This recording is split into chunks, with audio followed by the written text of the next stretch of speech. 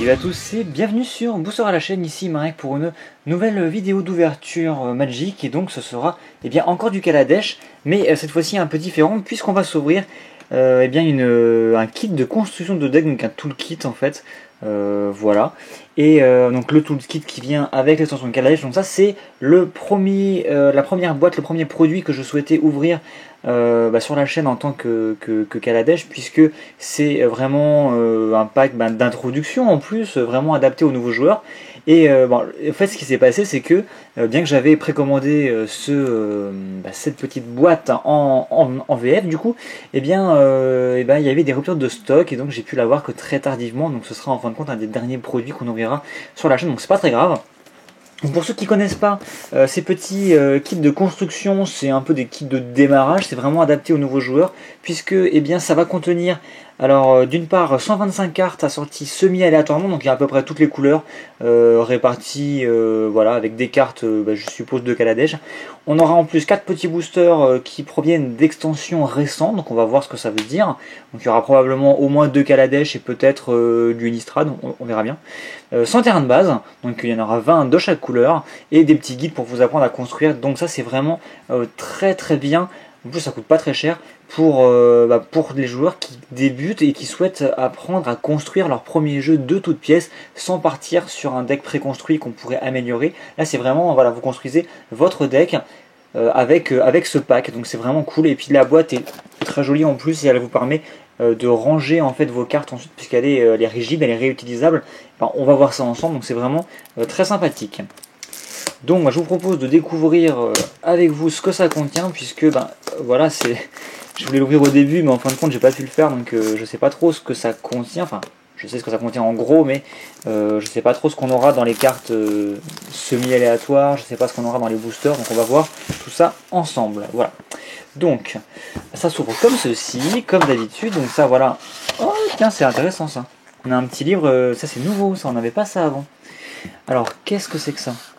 Mark Rosewater, directeur de la conception de Magic. Découvrez le monde de Magic. C'est plutôt cool ça, qu'est-ce que c'est?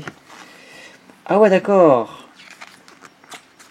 Ah ouais, c'est plutôt sympathique ça. En gros on a plein d'infos sur Magic Duel, sur dailymtg.com, les différents médias. D'accord, mais tout ce qu'il faut vraiment si vous découvrez le jeu, c'est plutôt super intéressant ça. On vous explique un peu comment marchent les tournois. Qu'est-ce que c'est les plans, l'histoire, les planeswalkers. Donc on vous donne plein de petites informations. Les cosplayers, super, c'est vraiment très, très sympathique. Ouais, c'est plutôt pas mal, donc très cool, très bonne surprise. Je n'étais pas du tout au courant qu'il y avait ça dedans. Donc très bonne petite surprise, ce petit livret. Voilà, donc vous pouvez le lire en mettant en pause sur la vidéo ou bien vous procurer ce petit livret en vous procurant ce pack. Donc la boîte, une boîte qui est très sobre en fin de compte, quand on a retiré la protection, mais comme vous pouvez le voir, qui s'ouvre et qui peut se refermer parfaitement, et vous pourrez donc stocker vos cartes ici. Alors, qu'est-ce qu'on a dedans? On a déjà ce gros truc, qui sert à rien, qui sert juste à combler. Donc effectivement, c'est bien ce que je pensais. On a en termes de booster, donc bien sûr 2 boosters Kaladesh, et on a en plus 2 petits boosters d'extension récente. Donc là c'est logique, en fin de compte c'est Ténèbres sur Innistrad et la Lune Hermétique. Alors c'est pas dit que si vous ouvrez ce pack une seconde fois, on ait les mêmes boosters. J'ai déjà vu par exemple des kits de construction Magic Origins qui avaient une fois du Zendikar, une fois du Tarkir, puisque en fait il y avait du Tarkir, puis quand Zendikar est sorti on a eu du Zendikar dedans. Donc voilà, c'est pas dit qu'on ait à chaque fois les mêmes boosters. Donc là en l'occurrence on avait 2 Innistrad, donc un Innistrad, un Lune Hermétique et 2 Kaladesh. Donc on va s'ouvrir ça un tout petit peu après. Voilà, on peut très bien avoir des bonnes surprises. Alors c'est un peu dommage je trouve, puisque du coup on aura des cartes avec des archétypes en fin de compte qui sont pas forcément complémentaires, qui fonctionnent pas de la même manière. Donc c'est un peu moins intéressant je trouve pour construire. Ça aurait peut-être été plus sympa d'avoir 4 Kaladesh. Bref, c'est pas très grave. On va voir ce qu'on a au niveau des cartes, parce que c'est possible qu'on n'ait pas que du Kaladesh justement. Alors on a un gros paquet ici avec des petites cartes. On a 2 autres paquets ici. Alors on va voir ce qu'on a. Donc ça je vais essayer de le poser derrière. Donc le gros paquet pour commencer. On a donc on retrouve ces fameuses cartes. Ok, truc qui colle. On a ces fameuses cartes avec ça en fait. Donc ça c'est une extension, une pseudo extension qui contient 16 cartes. Je sais pas si vous pouvez voir ça à la caméra, je pense que oui. Voilà, qui sont en fait des cartes qui sont légales en T2. Alors, elles étaient légales en T2 à l'époque de Magic Origins, mais je suppose qu'elles sont toujours légales en T2. Voilà, à vous de me confirmer ça. Et qui sont en fait des cartes bonus qui se rapportent à aucun plan en particulier, mais que vous pouvez utiliser. Donc il y a déjà une rare de chaque couleur, comme vous pouvez le voir, qui sont en plus triés dans le bon ordre. Donc on retrouve l'ange de l'égide, donc ce fameux ange qui vous permet de protéger en fait un autre permanent tant qu'il est en jeu. Donc il arrive en jeu, vous ciblez un permanent qui devient indestructible tant que l'ange reste en jeu, donc c'est plutôt intéressant. Puis une 5-5 vol, un gros ange. Le Sphinx d'Omagosi qui est toujours aussi sympathique en bleu en contrôle, puisqu'on a quand même une 6-6 vol qui va pouvoir se booster et vous faire piocher des cartes, donc c'est plutôt intéressant. Le fameux cheval de cauchemar qui existe depuis la nuit des temps, qui est tout simplement une étoile vol, où étoile est égale au nombre de marées que vous contrôlez. Le dragon Shivan, pareil, qui est extrêmement, Shivan ou Shivan d'ailleurs, qui est extrêmement connu, extrêmement ancien, extrêmement vieux, qui a eu beaucoup d'illustrations différentes.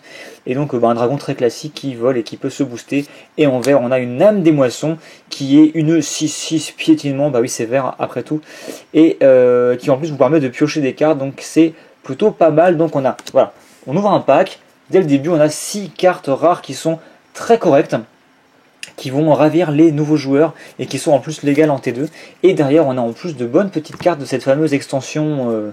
Il me semble que c'est le deck de démarrage. D'ailleurs, si vous allez en boutique et que, alors ça je crois que ça se fait toujours, vous demandez en fait au gérant une initiation à Magic, en fait ils vont vous donner des petits decks de 30 cartes je crois, en fait que vous pouvez jouer, qui vont vous servir à apprendre à jouer, et en fait vous pouvez repartir avec ces packs, c'est totalement gratuit en théorie, et on a d'ailleurs dans ces packs là des cartes de ces extensions là en particulier, donc c'est ça qui est plutôt intéressant, et c'est de là que ça vient en fait, et on les retrouve dans ces kits de construction. Donc on a voilà, Ange de Serra, juste avant Ange de Serra en fait on en a d'autres un peu après, et Ange de Serra, très bonne petite carte aussi.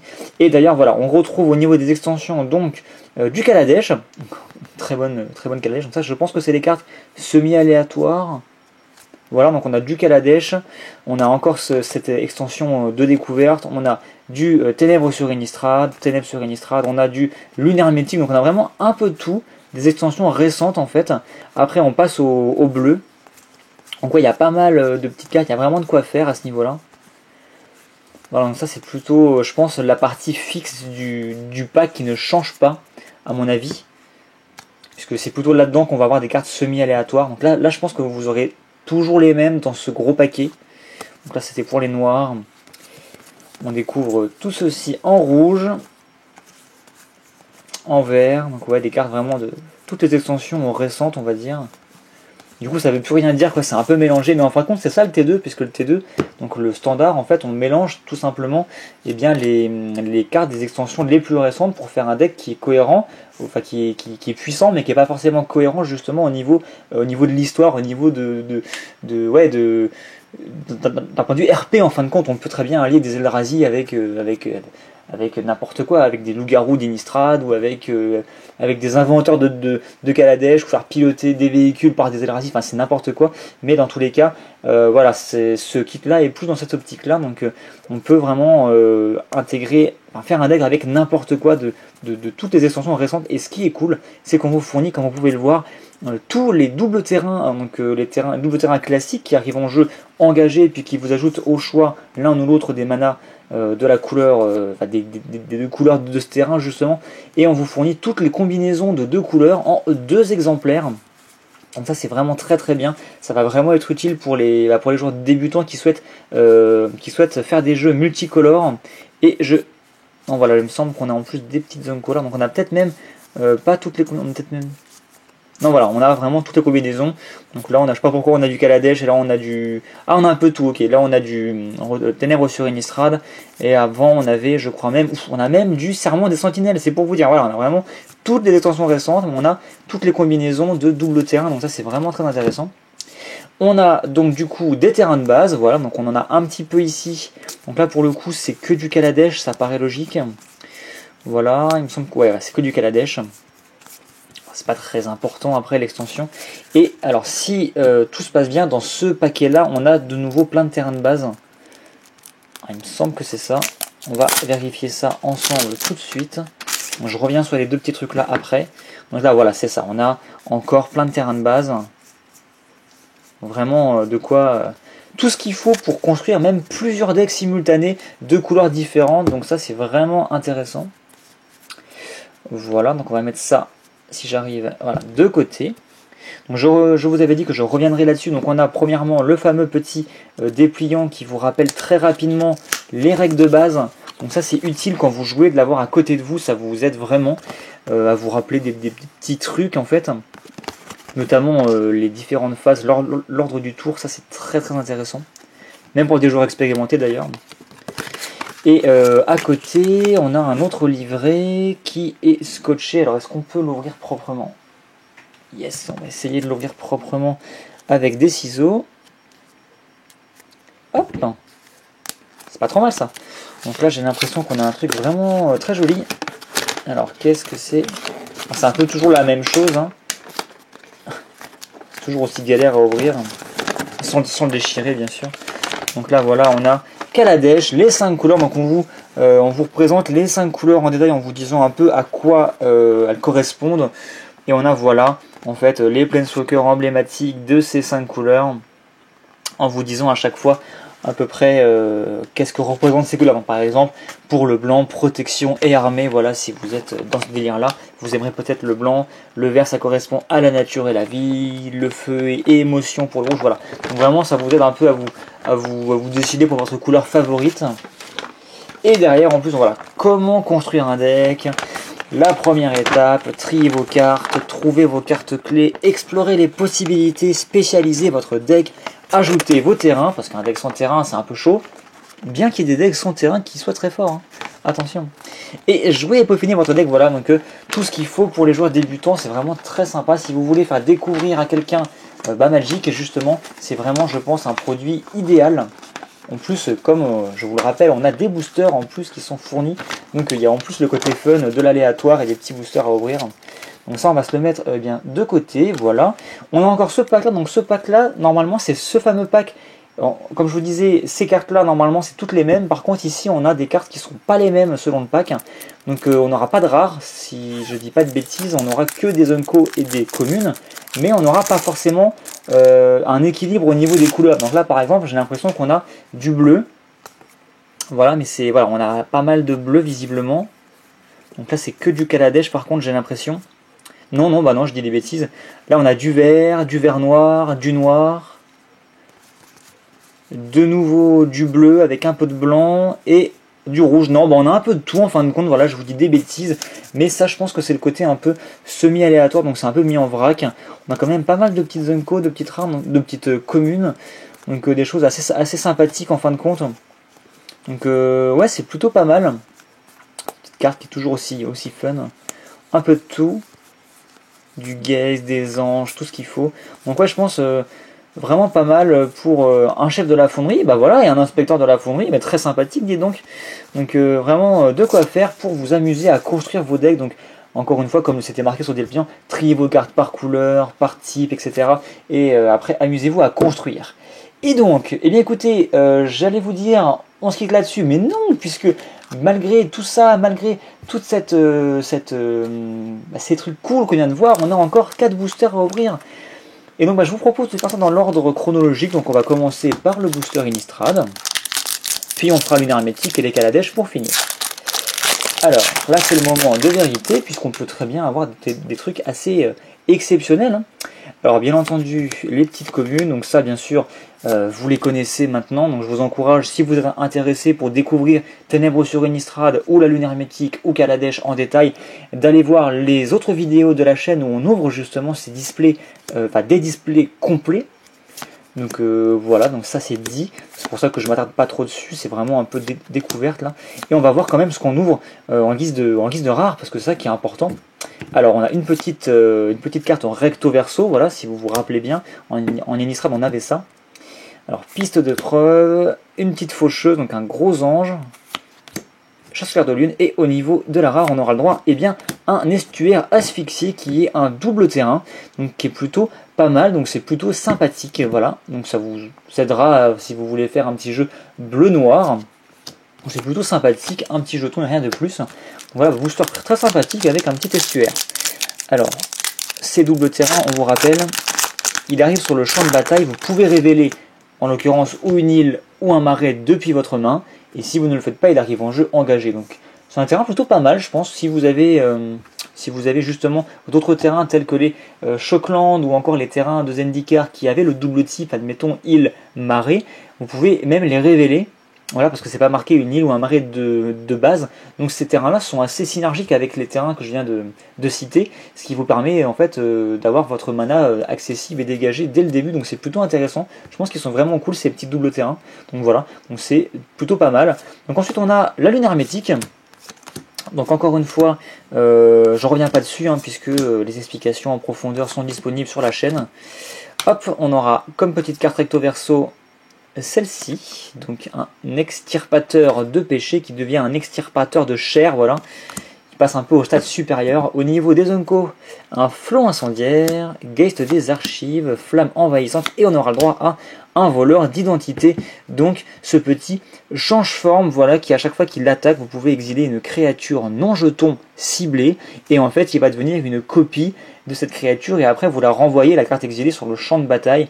Donc en gros, il va faire du blink, de la pseudo-gestion, et en même temps il va copier les créatures, donc c'est idée plus ou moins intéressant, à voir ce qu'on peut en faire, mais encore une fois du bleu, donc c'est plutôt intéressant. Derrière on aura le droit à une petite île, et même à une foil, et ce sera une petite commune, qui sera un surgissement fantasmagorique, ça c'est plutôt pas mal. Et un petit jeton loup. Donc c'était tout pour Innistrad, et il nous reste encore 2 boosters Kaladesh. Donc on va commencer par Saeli qui a pris un peu cher. J'espère que les cartes dedans ne seront pas trop abîmées. Alors, qu'est-ce qu'on va avoir? Donc là, 2 boosters assez sympas. Une petite foil, un petit double terrain, c'est plutôt sympathique.